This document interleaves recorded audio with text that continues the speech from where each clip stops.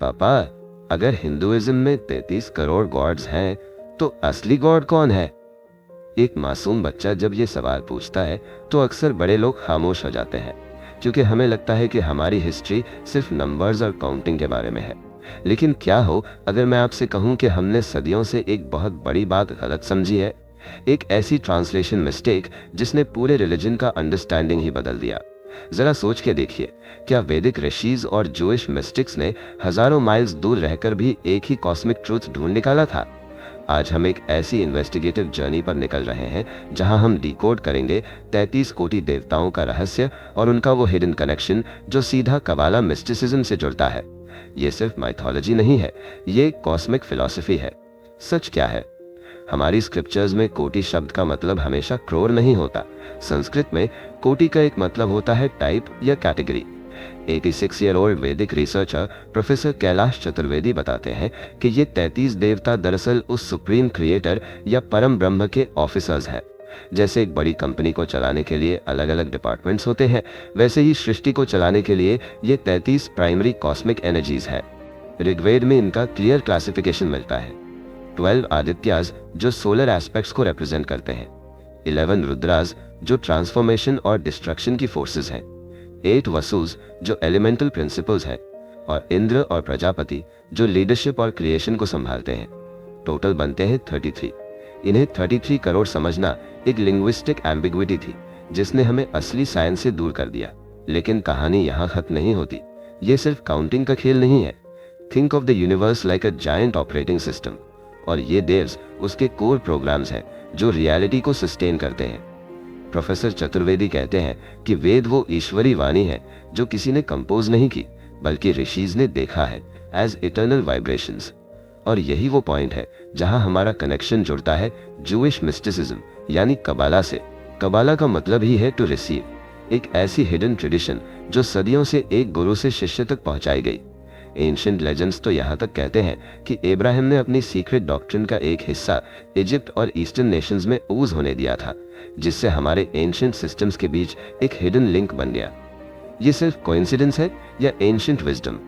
कबाला में एक कॉन्सेप्ट है एन सॉफ यानी द इन्फिनाइट, एक ऐसी रियलिटी जिसे हम इमेजिन भी नहीं कर सकते। सनातन धर्म में इसे ही ब्रह्मन कहा गया है।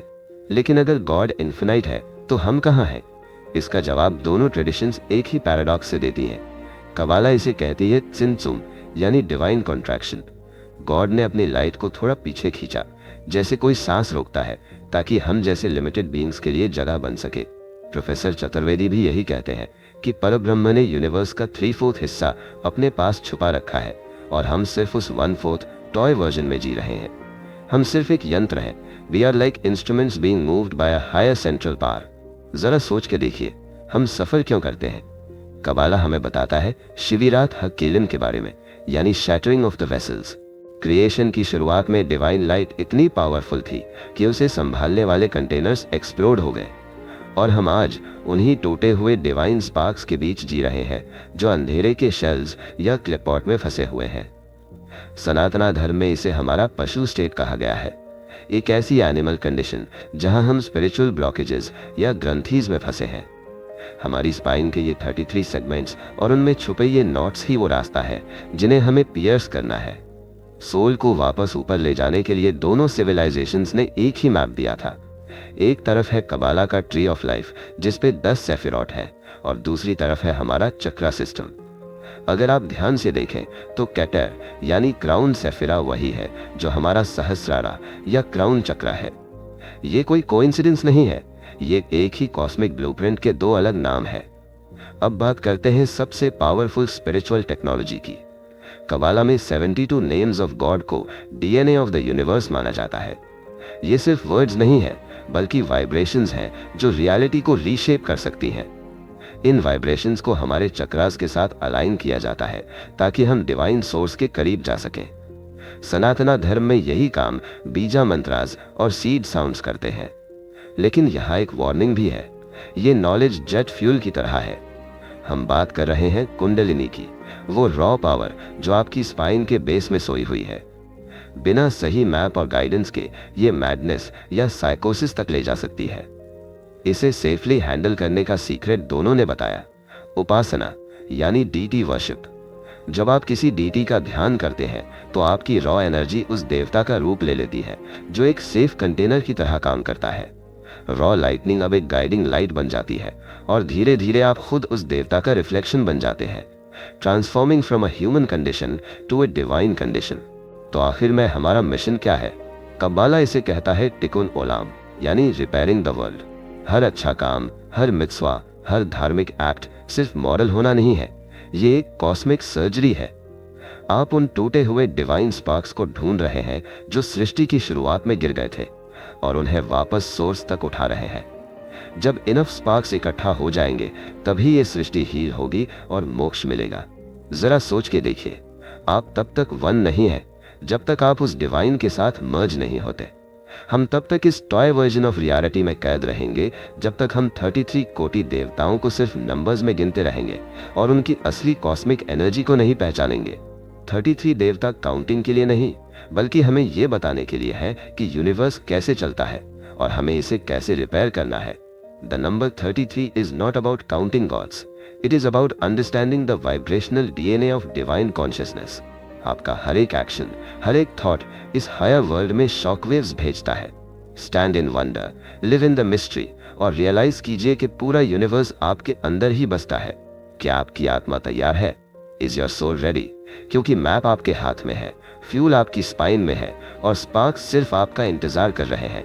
ये सफर अब शुरू होता है, क्योंकि हम अब तक सिर्फ सतह पर थे, but now we are going deeper into the ancient hardware of our existence. सोच के देखिए, क्या हो अगर मैं आपसे कहूं कि हमारी धरती का मैप और हमारी लैंग्वेज का डीएनए दोनों एक ही सीक्रेट सोर्स से निकले हैं। प्रोफेसर कैलाश चतुर्वेदी बताते हैं कि हमारी हिस्ट्री की शुरुआत एक ऐसे लैंड मास से हुई जिसे जम्बू द्वीपा कहा जाता था। इसके बॉर्डर्स आज के मॉडर्न मैप्स को फेल कर देते हैं। इसकी सीमाएं नॉर्दर्न सी यानी रशिया से लेकर हिंद महासागर तक थी और चाइना सी से लेकर इजराइल के मेडिटेरेनियन सी तक फैली हुई थी। ये पूरा इलाका एक ही वैदिक ट्रेडिशन के अंदर था, जहां लोग अलग नहीं थे बल्कि एक ही कॉस्मिक सिस्टम के पार्ट्स थे। And the most shocking evidence is our language. Think about it. हम जिसे संस्कृत कहते हैं वो एक्चुअली लौकिक भाषा है, लेकिन असली देववाणी तो वैदिक लैंग्वेज है, जिससे दुनिया की हर बड़ी भाषा निकली है। प्रोफेसर चतुर्वेदी इसे भारोपिया फैमिली यानी भारत यूरोपियन फैमिली कहते हैं। जब आप संस्कृत में पितृ कहते हैं, वही जर्मन में पेटर और इंग्लिश में फादर बन जाता है। ये कोई कोइंसिडेंस नहीं है, ये उस वाइब्रेशनल डीएनए का सबूत है जो हमें आज भी जूविश और वैदिक रूट से जोड़े रखता है। लेकिन इस ऑपरेटिंग सिस्टम का सबसे बड़ा कोड है नंबर 5। हमारी सृष्टि पंच पर्वा पर टिकी है, यानी 5 बड़ी बिल्डिंग्स। सबसे ऊपर स्वयंभू लोक, फिर परमेष्ठी लोक, उसके बाद सूर्य लोक और अंत में हमारी पृथ्वी और चंद्र। इन 5 लोकों का कंट्रोल हमारे शरीर में भी है। हमारे हाथ की 5 उंगलियां, हमारे पैरों की 5 उंगलियां और हमारे शरीर के 5 मुख्य पार्ट, सिर, धड़, उदर, पाद और पायु, सब कुछ इस 5 फोल्ड स्ट्रक्चर पर डिजाइन किया गया है। हम एक ऐसी मशीन है जिसे चलाने के लिए 5 अलग अलग लेवल की एनर्जी चाहिए। इस एनर्जी का सबसे बड़ा रहस्य छुपा है अग्नि और सोमा में। प्रोफेसर चतुर्वेदी कहते हैं अग्नि सोमात्मकम जगत, यानी ये पूरा यूनिवर्स हीट और कूलनेस का बैलेंस है।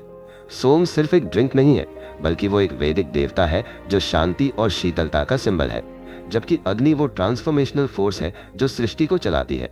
इन दोनों का कॉम्बिनेशन ही हमारे अंदर लाइफ क्रिएट करता है और इस लाइफ को प्रोटेक्ट करने के लिए हमारे ऋषियों ने 165 किलो की एक भारी किताब कंपाइल की, जो आज भी नासा की लैब्स में और साउथ इंडिया के मंदिरों में रखी हुई है। क्यों? क्योंकि उसमें वो स्पिरिचुअल टेक्नोलॉजी है जो बता सकती है कि एक इंसान कहां से आया है और मरने के बाद कहां जाएगा। साइंस आज भी इस बात पर फेल है कि प्राण कहां जाते हैं। प्रोफेसर चतुर्वेदी एक प्रैक्टिकल एग्जाम्पल देते हैं। एक बार साइंटिस्ट्स ने एक डाइंग पर्सन को ग्लास बॉक्स में बंद किया ताकि उसके सोल को कैच कर सके, लेकिन जैसे ही उसके प्राण उड़े वो ग्लास बॉक्स क्रैक हो गया और साइंटिस्ट सिर्फ देखते रह गए।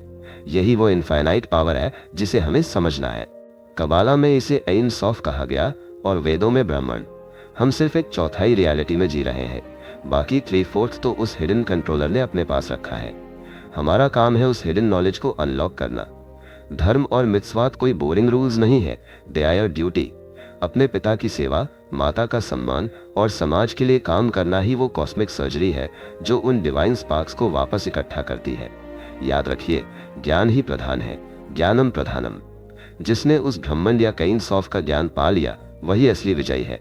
Stand in awe of this mystery, क्योंकि आप सिर्फ एक इंसान नहीं हो, आप एक यंत्र हो जिसे उस सुप्रीम क्रिएटर ने बड़ी मेहनत से बनाया है। स्पार्क्स को इकट्ठा करके रहिए, क्योंकि हर अच्छा कर्म आपको उस इनफाइनाइट लाइट के करीब ले जा रहा है। यह इन्वेस्टिगेशन अभी खत्म नहीं हुई है। It is just the beginning of your awakening.